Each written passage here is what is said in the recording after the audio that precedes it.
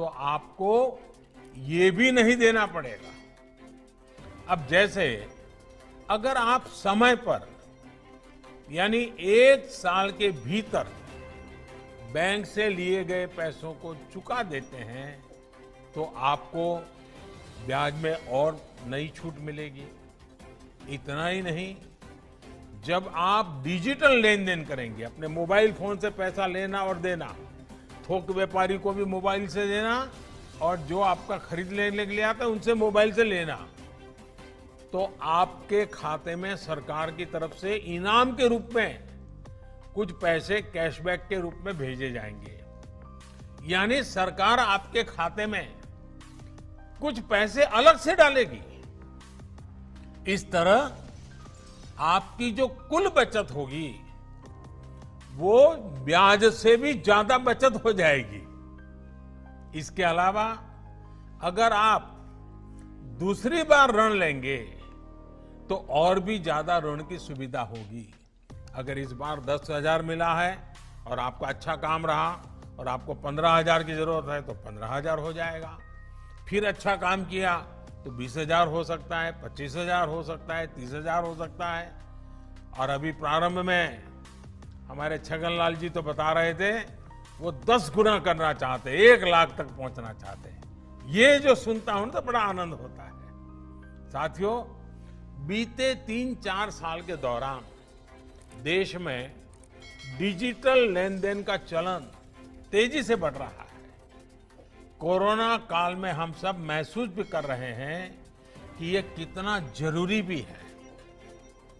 अब ग्राहक नकद पैसे लेने देने से बचते हैं, सीधे मोबाइल से ही पेमेंट करते हैं। इसलिए हमारे रेहड़ी पटरी वाले साथी इस डिजिटल दुकानदारी में बिल्कुल पीछे न रहें और आप कर सकते हैं।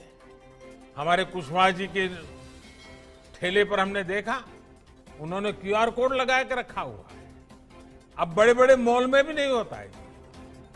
हमारा गरीब आदमी हर नई चीज सीखने को तैयार होता है और इसके लिए बैंकों और डिजिटल पेमेंट की सुविधा देने वालों के साथ मिलकर एक नई शुरुआत की गई है।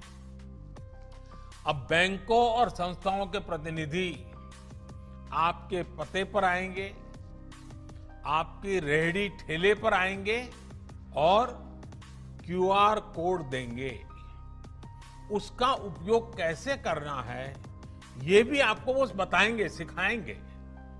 मैं अपने रेहड़ी पटरी वाले साथियों से अपील करता हूं कि वो अपना ज्यादा से ज्यादा लेन देन डिजिटल करें और पूरी दुनिया के सामने एक नया उदाहरण प्रस्तुत करें। साथियों, टेक्नोलॉजी का उपयोग करते हुए हमारे जो खाने पीने का व्यवसाय करने वाले साथी हैं, जिसको हम स्ट्रीट फूड वेंडर भी कहते हैं, स्ट्रीट फूड वेंडर भी कहते हैं, उनको ऑनलाइन प्लेटफॉर्म देने की भी योजना बनाई गई है। यानी बड़े बड़े रेस्टोरेंट की तरह ही रेहड़ी ठेले वाले भी अपने ग्राहकों को ऑनलाइन डिलीवरी कर पाएंगे। इस प्रकार की सुविधा देने का प्रयास चल रहा है और थोड़े ही दिन में आप लोग जरूर आगे आएंगे तो इसको हम और आगे बढ़ाएंगे।